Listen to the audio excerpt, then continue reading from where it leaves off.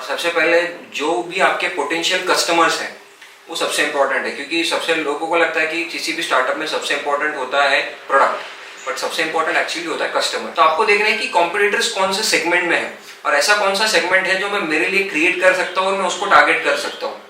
क्योंकि अगर आप कोई नया सेगमेंट बनाओगे और उस सेगमेंट को आप अलग से टारगेट करोगे तो दैट बिकम्स कि आपको एक थोड़ा फ्री हैंड मिलेगा उसमें। क्योंकि मेजरली मेरा तो ये मानना है कि अगर आप किसी चीज़ की फ्रेंचाइजी ले रहे हो तो आपका मार्केटिंग का खर्चा ज़्यादा नहीं होना चाहिए, आपका मार्केटिंग का खर्चा बहुत मिनिमल होना चाहिए, उसके नाम पे वो प्रोडक्ट बिकना चाहिए, तभी फ्रेंचाइजी फीस देने में कोई मतलब है। यस, तो बहुत लोगों के पास है, वो प्रॉब्लम आइडिया का नहीं है, बट आप उसको एग्जीक्यूट कैसे करें, सो वो एग्जीक्यूशन प्ले होता है बहुत बार। तो आपको पता चलना चाहिए कि इसको एग्जीक्यूट कैसे करना है।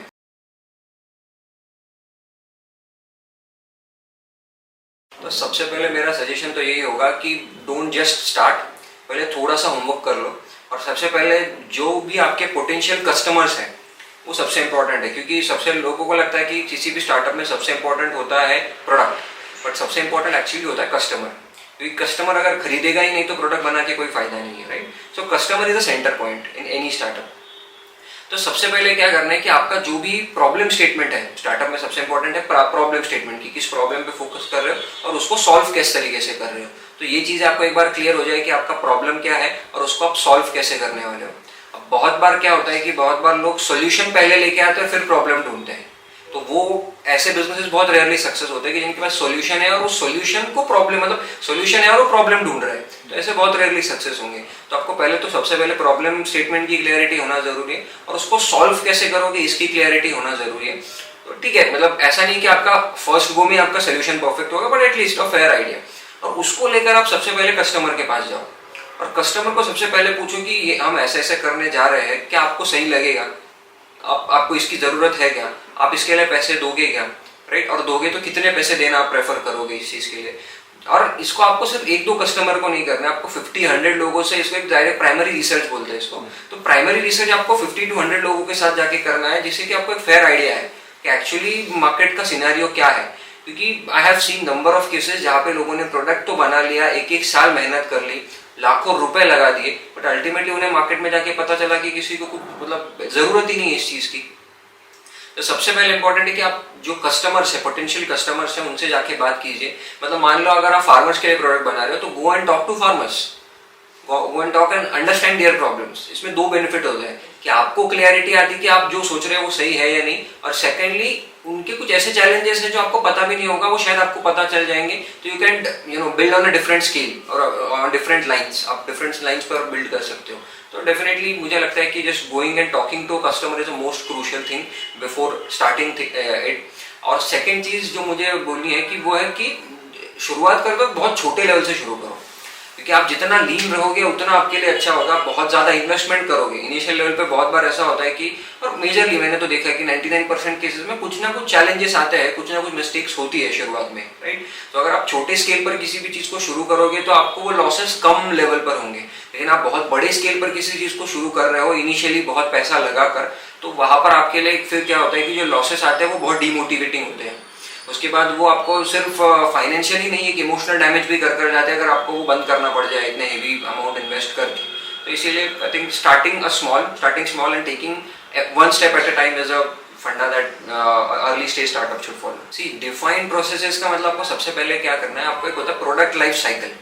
तो आपको सबसे पहले आपका जो सोल्यूशन लगता है उस सोल्यूशन के हिसाब से एक लाइफ साइकिल बना लो कि मेरे कस्टमर को जो मैं प्रॉब्लम सॉल्व कर रहा हूँ उसके बारे में पता कैसे चलेगा। अगर चलेगा तो वो मेरे प्रोडक्ट के बारे में पता चलेगा तो उसको प्रोडक्ट मिलेगा कहाँ पे मिलेगा, तो उसको आफ्टर सेल सर्विस कैसे मिलेगी, वो आगे लोगों को रिकमेंड कैसे करेगा। इसका एक पूरा आपको चार्ट बना लेना है, फ्लो चार्ट, बराबर। तो जब एक फ्लो चार्ट बना लोगे, जो ऑब्वियसली आपको जैसे स्टेप बाय स्टेप आपको फ्लो चार्ट बनाना एकदम ईजी हो जाएगा। आप थोड़ा थोड़ा इटरेशन, 2-3 इटरेशन के बाद एक परफेक्ट फ्लो चार्ट बन जाएगा। तो फ्लो चार्ट जब बनेगा तो उस फ्लो चार्ट को लेकर आपको कस्टमर के पास जाना है।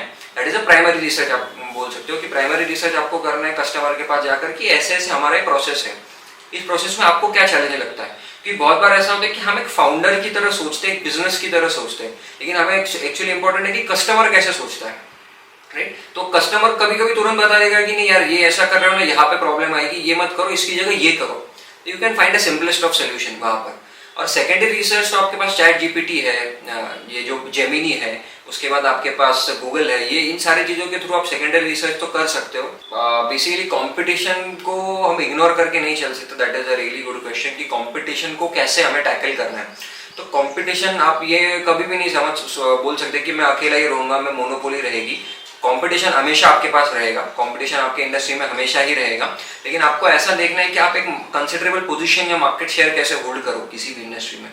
तो उसके लिए आप क्या कर सकते हो कि कॉम्पिटिटर, इसके लिए मार्केट सेगमेंटेशन एक बहुत इंपॉर्टेंट चीज़ है कि अब इसी रोलेक्स के साथ आप मान लो कि रोलेक्स अगर कहीं पे है तो टाइटन और रोलेक्स कभी वो एक सिमिलर इंडस्ट्रीज में है, but they are not competitors of each other, right. तो आपको देखना है कि कॉम्पिटिटर्स कौन से सेगमेंट में है और ऐसा कौन सा सेगमेंट है जो मैं मेरे लिए क्रिएट कर सकता हूँ और मैं उसको टारगेट कर सकता हूँ। क्योंकि अगर आप कोई नया सेगमेंट बनाओगे और उस सेगमेंट को आप अलग से टारगेट करोगे तो दैट बिकम्स कि आपको एक थोड़ा फ्री हैंड मिलेगा उसमें। अब जैसे कि आपको ये पता होगा ब्लिंकिट करके जो कंपनी है, राइट, जिसको पहले नाम ग्रोफर्स हुआ करता था, वो जब पहले मार्केट में आई थी तो उन्होंने क्या किया था, उन्होंने सिर्फ ऐसे लोगों को टारगेट किया था जो मेट्रो सिटीज में रहते हैं और जो हस्बैंड वाइफ दोनों, जो एज अ कपल दोनों वर्किंग है, तो उन लोगों को घर पे ग्रोसरी डिलीवर करना वाज ओनली देयर सेगमेंट, कि उतने ही लोगों का उन्होंने सेगमेंट पे उन्होंने टारगेट किया था। तो उसके बाद वो धीरे धीरे उन्होंने बाकी सारे सेगमेंट्स में ग्रो करना शुरू किया। तो कंपटीशन से आप अगर ये कर रहे हो तो कॉम्पिटिटर लेवल पे आप ये भी कर सकते हो कि उनका सेगमेंट क्या है और आप किस सेगमेंट में डील कर रहे हो, क्योंकि हर सेगमेंट के लिए कोई ना कोई प्लेयर मार्केट में हो सकता है। ऐसा नहीं कि किसी इंडस्ट्री में एक ही प्लेयर हो सकता है, दो ही प्लेयर हो सकते हैं, अलग अलग सेगमेंट्स के लिए अलग अलग प्लेयर्स हो सकते हैं। That is the first thing. और सेकेंड थिंग इज जो हम कहना चाहते हैं कि कंपटीशन को एनालाइज करने के लिए आपको उनकी प्राइसिंग स्ट्रेटेजी देखनी है, उनके प्रोडक्ट्स देखने हैं कि उनकी प्रोडक्ट्स क्या है, क्योंकि कभी कभी होता है एंट्री लेवल प्रोडक्ट्स होते हैं, कुछ सब प्रीमियम प्रोडक्ट्स होता है, कुछ प्रीमियम होता है, कुछ लग्जरी प्रोडक्ट्स होते हैं। तो आपको देखना है कि वो कौन सी कैटेगरी में फॉल कर रहे हैं। तो जैसे एक कॉम्पिटिटिव पोजिशनिंग चार्ट आता है, कॉम्पिटिटिव पोजिशनिंग चार्ट में अगर आप आपके ब्रांड को और बाकी के लोगों के ब्रांड्स को एक फिट करो तो आपको समझ में आएगा कि डेफिनेटली आप में क्या एड ऑन है, या आप कौन से मार्केट में एंटर कर सकते हो जहाँ पे आपकी कंपटीशन कम से कम रहेगी। बट स्टिल कंपटीशन नहीं रहेगा ये मुझे नहीं लगता, it is an imaginary situation, competition हमेशा ही रहने वाला है। सी ये काफी अच्छा क्वेश्चन है कि कब ग्रो करना चाहिए। बहुत से लोगों को अभी दोनों एंगल से मैं बताऊंगा कि लोगों को ये पता नहीं कि फ्रेंचाइजी देनी कब चाहिए। मतलब फाउंडर्स बहुत बार ये गलती कर देते हैं कि कब फ्रेंचाइजी दी जानी चाहिए या फिर कब ऐसा होना चाहिए कि हमें एक्सपांशन कब करना चाहिए। और आज के केसेस में यूट्यूब और इस पे इतना सारा मोटिवेशन है कि लोगों को लगता है कि मैं कब ज़्यादा से ज़्यादा एक्सपांशन कर लूँ, right. But that is not the case. आपको one step at a time लेकर ही आपको काम करना पड़ेगा। और फ्रेंचाइजी आपको अगर जाना है फ्रेंचाइजी मॉडल में तो सबसे पहले आप देखो कि आप खुद कितना एफिशिएंटली काम कर रहे हो। सो मुझे लगता है कि पहले एटलीस्ट 1 से 2 साल आपको लिसन करना चाहिए कि आपका कस्टमर क्या कह रहा है, ओके। और कस्टमर क्या कह रहा है इसके हिसाब से आपके प्रोडक्ट को जब आप एक लेवल तक ऑप्टिमाइज कर लो, सी प्रोडक्ट तो हमेशा आपका इवॉल्व होता रहेगा, बट एक सर्टेन लेवल तक इवॉल्व कर लो कि आपने अब स्टैंडर्डाइज बना दिया इस फॉर्मेट को और आपने एक प्लेबुक बना लिया है। प्लेबुक मतलब कि क्या, इसके बाद ये होगा, इसके बाद ये होगा, इसके बाद ये होगा। मतलब इनकेस अगर आप वहाँ पे अवेलेबल नहीं भी हो तो आपके एब्सेंस में भी वो प्रोसेसेस उस प्लेबुक के हिसाब से फॉलो हो सकते हैं, राइट। आपको पहले आपके यूनिट में वो देखना पड़ेगा ना कि आपके एब्सेंस में वो प्रोसेसेस उस तरीके से फॉलो हो रहे हैं या नहीं हो रहे। तो प्लेबुक आपके पास एक होना चाहिए। वो प्लेबुक अगर आपके पास है तो आपको फिर एक एटलीस्ट 2 साल रुककर वो सारी चीजें कस्टमर्स के फीडबैक्स वगैरह लेकर फिर आपको फ्रेंचाइजी मॉडल में जाना चाहिए। और सेकंड एस्पेक्ट मैं बोलूंगा कि आपको अगर फ्रेंचाइजी किसी की लेनी है, मतलब कोई फ्रेंचाइजी आपको अप्लाई करना है किसी फ्रेंचाइजी के लिए, तो वो किस तरीके, मतलब वो कौन सी फ्रेंचाइजी होनी चाहिए। अब बहुत बार हम क्या करते हैं कि हमें सिर्फ ऐसा होता है कि कौन वो सेटअप वेटअप करने में इतना एफर्ट डालेगा, तो हम क्या करते हैं किसी एक रैंडम पर्सन की फ्रेंचाइजी ले लेते हैं।